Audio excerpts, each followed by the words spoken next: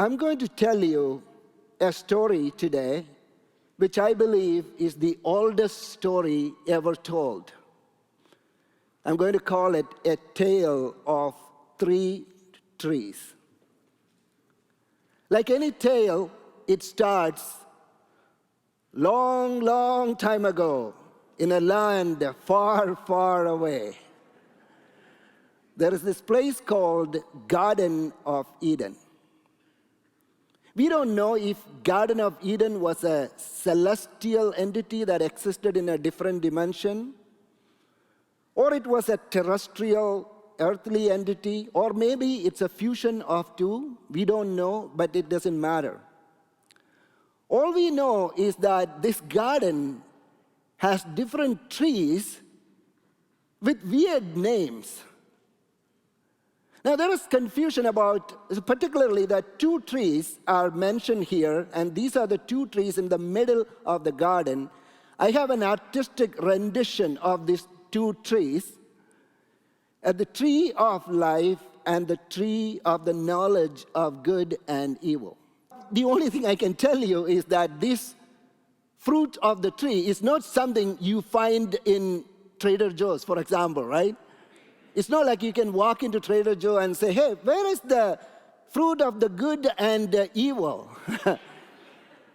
And then they will say, oh, that's aisle 3 next to avocados, right? Like, that's not how it works. So obviously, this tree and the fruits has multiple dimensions. Even if it was a literal tree and a literal fruit, it was definitely not apple. Okay? Because many people understand this was some kind of an apple or something. No, that's Isaac Newton's story. People get confused very often. Right? The tree and the fruit. So, but the only thing I wonder, right? Like when I look at the story is that the only thing I wanted to address today, why would God ask us not to eat from the tree of the knowledge of good and evil? And God said it is forbidden, the forbidden fruit. Because, see, if God said, you should not eat from the tree of covetousness or I don't know, idolatry or jealousy or something like that, I understand that, right? What is wrong with the knowledge of good and evil?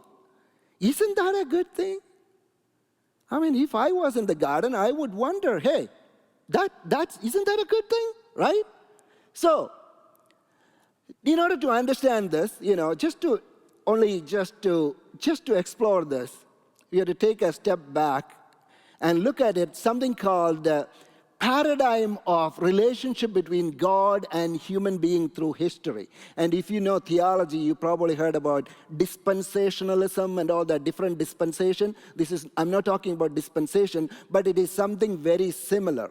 Anyway, according to this, the Garden of Eden is a representation of a paradigm which we call the age of innocence. Age of innocence, where God and humanity related to each other like a father and children.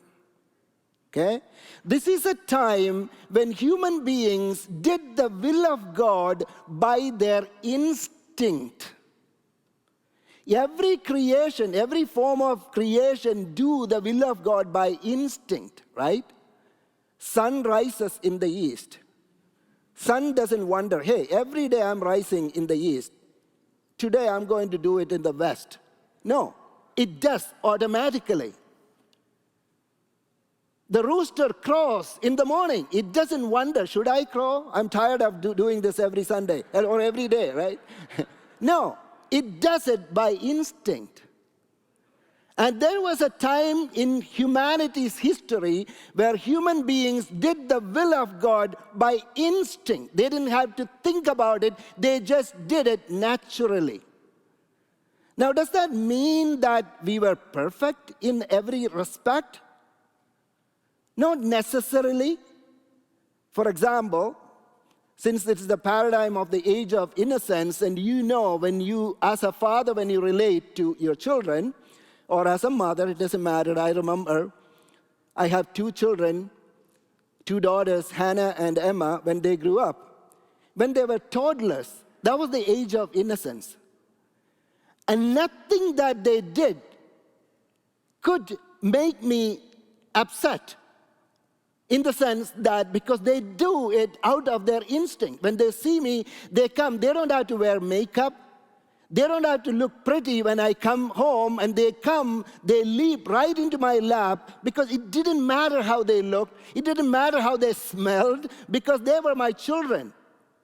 And quite often they did very mischievous things, but I don't remember any of them because I don't hold grudge against them for any of it because it was out of their innocence. And I still remember when I was a final year student in seminary, my older daughter Hannah, she was probably a year old or year and a half old.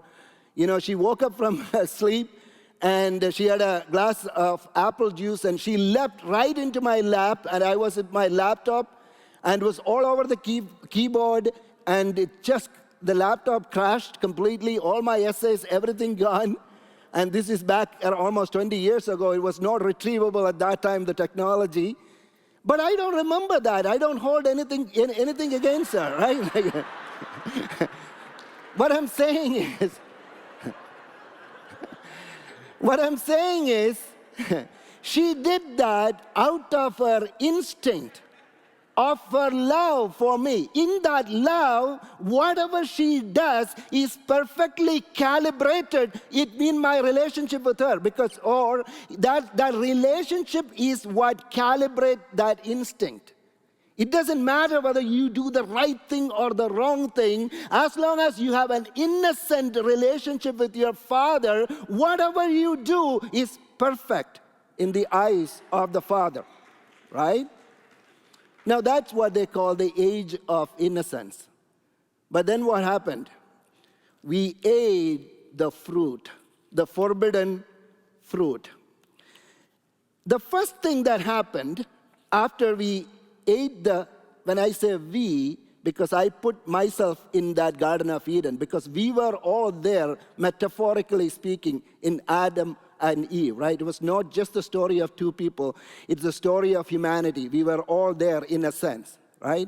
So we ate the forbidden fruit, right? And what was the first thing that happened when we ate it? Did we die? Because that's what God said. We will die, right? But this is what happened. Genesis chapter 3:7. Then the eyes of both of them were opened, and they knew that they were naked. Now that's very strange. They were naked before, right? They were naked before. But at that moment they ate the fruit of the knowledge of good and evil, there was an awareness of their nakedness. Now if you read Genesis chapter 2:25, this is the original state. And the man and his wife were both naked and were not ashamed. Now that's interesting. They were both naked, but they were not ashamed. This is a little R-rated sermon, so I know there are little kids in the room. They should be in the nursery. Anyway. So in that paradigm of innocence, even though they were naked, they were not ashamed. That's like the little children, right? The little children walk around the house and they are naked, it doesn't matter. Because they don't feel the shame, right? But then we slowly transition to this new paradigm of relationship where we have this sudden awareness of our nakedness. And that created a distance between you and God, or we and God, and where we don't do the will of God by instinct anymore. We want to know what is good and evil before we do it, right? Isn't that the question I get as a pastor very often, Pastor Mathew, I want to know the will of God. Tell me, do a series on knowing the will of God. Nobody has ever asked me to do a series on doing the will of God. They all want to know the will of God. Then they will decide whether they want to do it or not, right? No, seriously. You read books about knowing the will of God, sermons about knowing the will of God, never about doing the will of God. Because now humanity has entered into a new paradigm of relationship where we will do it only if we know what is good and what is bad or evil, right? Now, this is again like my children. I'm sorry to bring them into the sermon. Or it's us, all of us, right? When the children, when my daughters grew up, when they are teenagers, now they are not toddlers anymore. Now they are teenagers. They are not that innocent anymore, right? In that paradigm, they kind of have a rule book. They know exactly what they should ask me for certain things. They know what ticks me and what ticks me not. And so they have a kind of a book, a law as to, okay, let's not ask dad about this right now. He's not in the right mood. You know what I'm talking. We have all been teenagers. We have all done that. Now, this is how that paradigm changed. So we call it the age of awareness, in which we relate to God by a rule book which tells us what is good, what is bad. That is exactly what religions give you. They are all rule books. Now the paradigm changed from a master and a slave, because now religion essentially enslaves humanity. And that's what, if you read the epistles of Paul, it's all about the law. The law become a curse. The law become the law that enslaves us. The law tells us what we should do and what we should not do, because we wanted it. We changed the paradigm. We wanted a different kind of relationship. That's what happens at that fruit of the knowledge of good and evil. The religion, the awareness that happened. And that essentially is wreaking chaos in our world today. Because we want to know, we want to set the standard of morality, right? Back in the days in Billy Graham's America, even if you didn't go to church, people really knew Bible was the standard of right and wrong. People were willing to listen. Yeah, the 10 Commandments say so. We should be very careful about it. Whether I'm a Christian or whether I'm a Jew, it doesn't matter. It was a fundamental moral standard. Then we decided that, no, religion is too oppressive, so let's go with the societal terms. The society defines what is good and evil. Then we evolved again, our moral standard evolved, our standard of good and evil evolved, and we said, no, society doesn't decide what is good and evil. I decide. My truth, like Oprah Winfrey and all that, my truth will be different from your truth. It doesn't matter. I will decide what is the standard of morality, what is the standard of good and evil. Now we have further evolved to the extent that there is no good and evil at all. It is a matter of perception. Who said what is good and who says what is evil? You see what's happening in the world? So this is the danger of the progression, if I can call it, of humanity, right? Now, this change in paradigm made the second tree, which is the tree of life, dangerous. So the reason God kicked out humanity from the Garden of Eden was not because God was angry. He was angry. But the reason he did was he didn't want humanity to eat from the tree of life again. I'll read that. So Genesis 3:22 and 23. Then the Lord God said, behold, the man has become like one of us, knowing good and evil. And now he might stretch out his hand and take also from the tree of life and eat and live forever. Therefore, the Lord God sent him out from the Garden of Eden. Do you get it? Humanity has a very twisted instinct now. Our instinct got perverted. And Calvin would call it the total depravity of humanity. We have this proclivity for evil, setting our own standard. In that stage, if we continue to live forever, that is going to create big problems in the cosmos. So God knew that we cannot eat from the tree of life and continue to live forever. We have to die and resurrect into a new paradigm or new disposition. We have to die. Because otherwise it's dangerous for us. It is dangerous for God, dangerous for the cosmos. So the death from one disposition and resurrection into another disposition or another paradigm became inevitable. Now here you see the third tree. The third tree. Galatians chapter 3, verse 13 says, Christ redeemed us from the curse of the law, having become a curse for us. For it is written, cursed is everyone who hangs on a tree. See, the story of humanity is a story of our journey from one tree to the other tree.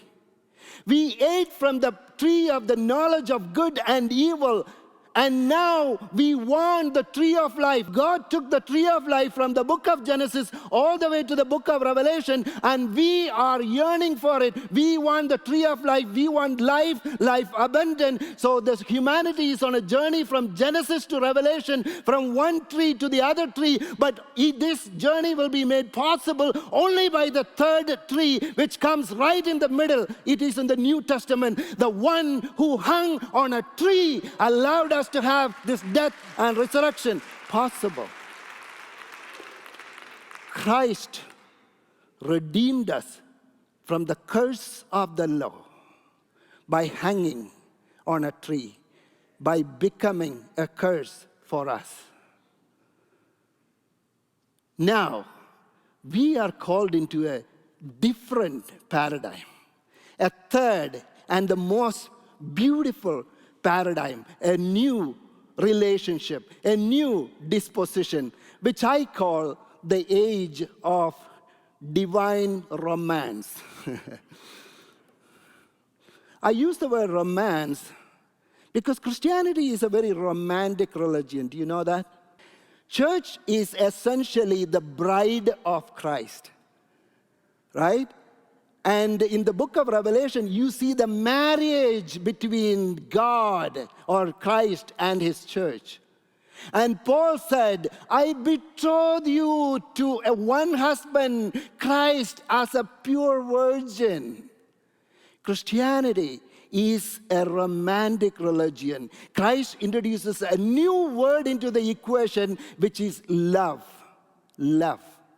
The way of love trumps the way of law. Now, in the new third paradigm of relationship, it is between a husband and wife. Now, interestingly enough, there are only 2 times human beings can be naked and feel unashamed. That is, one, when you are children, and the second, when you are in the presence of your wife or husband. These are the only 2 times human beings can be naked and unashamed. Now, this is the third paradigm to which God has called us, where you can come to God naked, completely naked, or as Billy Graham would call us, just as I am. Just as naked as you are. With your bleeding heart, with your torn life, or your ripped jeans, it doesn't matter.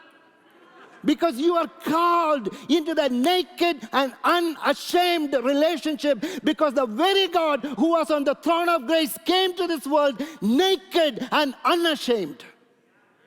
Christianity has a God who is completely naked. Although he existed in the form of God, he did not regard equality with God a thing to be grasped. He humbled himself. He came in the form of a servant. He became naked because he wanted to establish this paradigm of divine romance, which you will see only in Christianity. Brothers and sisters, we have been going through the series for the 3 weeks. If you are still doing religion in a way choosing the right thing instead of wrong thing, I don't know if you're still into that paradigm. See, Christianity is not about avoiding the wrong thing and choosing the right thing. That is religion. That is religion. But love, the way of cross, is something that transcends our understanding of right and wrong. Because if you are relating to somebody based on how he does or how she does good and or bad, then you are not in love. If you're truly in love, that's what they call you fall in love. Right? When you fall in love, you don't think about the right and the wrong. If you're still relating to God that way, you're still doing religion. I want you to rethink your Christianity now. I want you to enter into that paradigm of divine romance, because for God so madly loved the world. Sorry, my own translation. And he came to this world. If you haven't accepted Jesus into your life, and I'm not going to ask you to raise your hand or anything like that, but I want you to pause a moment and to rethink your relationship with God. Which paradigm are you? And I want you to know that you can come to God bare naked and unashamed. And you are not going to relate to God just like innocent children, not just like obedient slaves, but as a loving spouse.